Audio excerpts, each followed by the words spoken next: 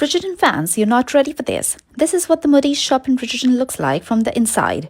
It gives a cute, cozy vibe as you enter along with the menu and the goodies on the side. As you walk further in, you time travel across as a cute vintage cafe where instead of ordering ball gowns, you're actually ordering coffee and cake. The cafe is uniquely decorated from the cups and saucer hanging upside down on the ceiling to the miniature versions of shoes, cups, and saucers from the Regency area. The production team chose Bath as the city's honey-colored Georgian architecture perfectly matches the Regency era.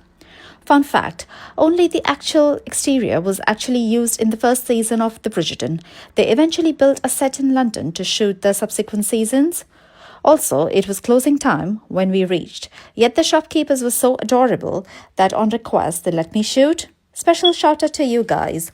Thank you so much for watching. Follow for more and stay tuned for more.